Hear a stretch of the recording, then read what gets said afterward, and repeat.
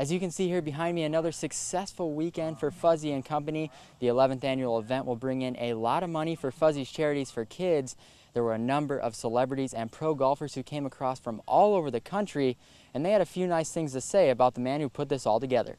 Fuzzy is like one of the best hosts because he's here, you know, and you see him and you can like hang out with him, and the people that come are always, you know, just so nice and glad to be out here, even when it's 110. Such a great event. You guys get great support out here from the crowds, and Fuzzy just does a great job. He's one of a kind. It's an opportunity to come help people. You know, Fuzzy is one of the nicest, most giving people that I've ever been around. And those who played in the Wolf Challenge came from all over, and they all have their own interesting story of how they got involved. I'm really good friends with people that put this deal on, and I came out here last year, and it was just so much fun. You know, it's all the people were super nice, and it's come out here to mingle with the fans and stuff. Well, shoot, I've been coming to Fuzzy's for about 10 years now.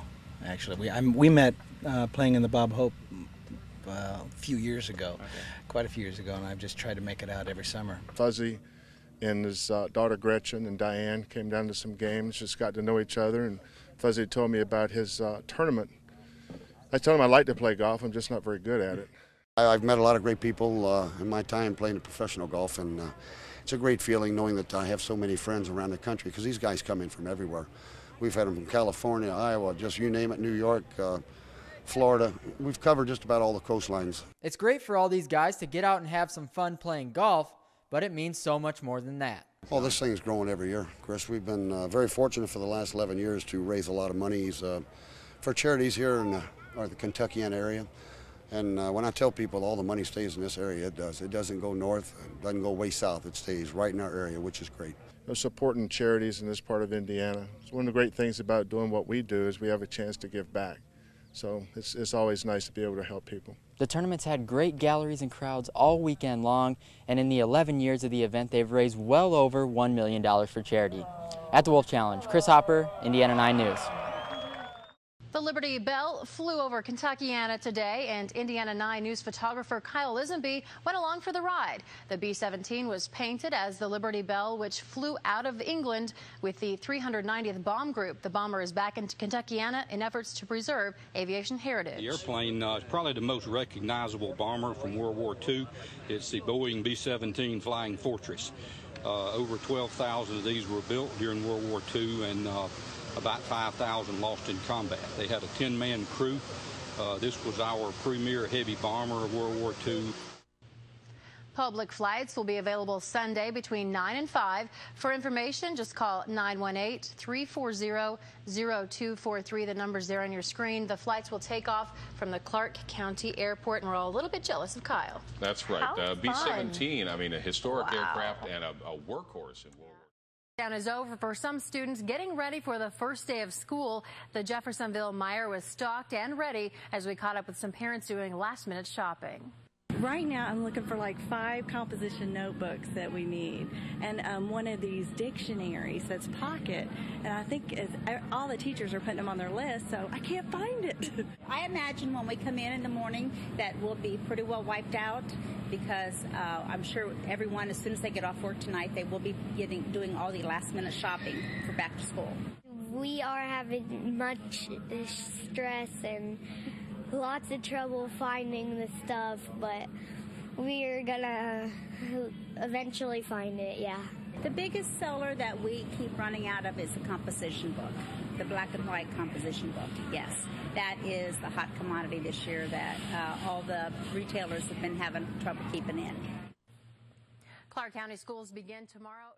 To some, this may look like an ordinary set of car keys, but these keys will unlock the door to a whole new life. Giovanni Pryor, a once homeless single mother of 2, today receives her independence via this minivan. This was all made possible through Project Women, an organization that helps single mothers with housing and obtaining a degree. Project Women's Executive Director, Kathy Dykstra, explains. In this particular instance, the collaboration with CARS developed because so many of our participants don't have transportation. Out of 19 families living with us right now, only 4 have cars. That changes today. Project Women partnered with CARS Ministry in Sellersburg, takes in donated vehicles, fixes them up, and donates them. This donation became a family affair. It was donated by a family that goes to our church. And it was really neat to see how they got it all cleaned up. They made it a family time where they just cleaned the van and detailed it together, and then they brought it and gave it to us. And so we really didn't have to do a whole lot to this one. Not concerned with the color of the vehicle she might get, the type, or the year, Pryor was just happy to be given a chance to navigate her life on her own terms and not the bus's. This gift is, it means so many things in so many different ways. It's like, you getting your own vehicle gives you your own type of independence that nobody else can give you. Through the helping hand of Project Women, the hard work of Cars Ministry, and the kindness of strangers, one single mother is free to dream big and not worry where her dreams might lead her, because now she has the wheels to go anywhere. I'm Crystal Goodner, Indiana 9 News. Here's a happy tale for you. A Scott County horse learns about the kindness of strangers. This horse, which was abandoned without food or water, now has a second chance at life thanks to the help of a local horse rescue shelter. John Lizenby, the sheriff of our county, called me and asked me if I'd be willing to take this horse in, and I told him sure. And there's a need for horses in our county and other counties. People don't take care of them, and I don't want to see any horses starve. And our goal is to get the horses, rehab them, and place them in good homes.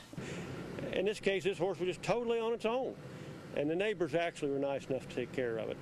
But even they get fed up, and I don't blame them. This horse could have walked out into the road any time, could have caused a terrible car wreck, somebody could have got hurt. So I just decided to take it in their own hands and confiscate this horse, turn it over to Second Chance, and we'll go from there. McIntosh and her husband started Second Chance Ranch 7 years ago. The McIntoshes hope to get custody of the horse. If they do, they plan to put the horse up for free adoption. Good story. Yeah. Police say it appears to be a murder-suicide at the Casino Cash and Pawn Shop on Lewis and Clark. Now, police are also saying the owner, 57-year-old Lonnie Carter, was firing an employee, 57-year-old David Recker. When the employee became unruly, he shot the owner, shot himself with a .38 caliber handgun at around 11 this morning. Now, a third employee was inside the building. That employee called a friend during the disturbance and then called 911 after the shots were fired.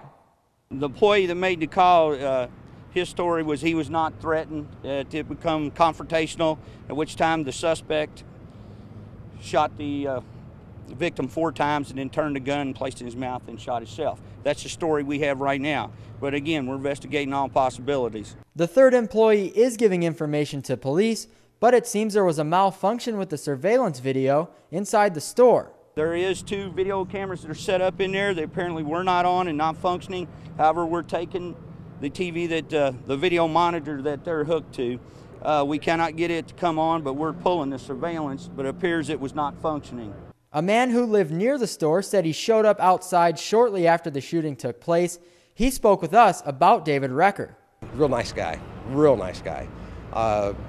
Always ready to deal, make great deals. If something was too high, he'd lower it for you, It's always been, great atmosphere. Like I said, it is surprising because, the employees or the people that work here, every time I've come in, they've been, really nice, and I've not, known anything bad or any bad blood between anybody to my knowledge. So. Police did say they believe that Recker was a very small part owner of the store, and the coroner confirmed that both men are from Louisville. The investigation is still underway, and we'll bring you more information as this story develops. In the newsroom, Chris Hopper, Indiana 9. On this day, several gathered despite the scorching heat to witness the unveiling of the new Bob Hedge Park. Created in the memory of Bob Hedge and a special little girl named Lydia, this park now provides a safe place for children with disabilities to play. I welcome you to Lydias World. Lydias World was created in the memory of Lydia Abigail Ritchie, who was autistic. Lydia was the inspiration behind the park's special needs friendly design. There is no other park that's fenced in with the capability of a child in a wheelchair or on a walker able to take their wheelchair or walker and go all the way up through all the whole play equipment, only getting out to play on what they would wish to play on. Lydia was just 6 years old when she was killed in a traffic accident on US 31 in Memphis back in 2005. This park, known as the Bob Hedge Park, was named in memory of the Jeffersonville native who is believed to have raised over $500,000 for charities for sick children. This is a park that's going to be used for all children of all types of disabilities, and you just don't have this in every city. So it's fantastic with all the teamwork and everybody coming together and just making it happen. Though gone, Lydia's grandmother, Sandy Knott, still dotes about her like any other grandmother. She was a special child, and for a child not being able to speak, she communicated with a lot of people, and we've just made a wonderful play area for everybody. The Bob Hedge Park is the only of its kind in southern Indiana. This was all made possible through the generosity and love of local businesses and residents in the community. Lydias World provides a safe place for all children to have fun. And through their smiles, this special little girl will forever live on. I'm Crystal Goodner, Indiana 9 News.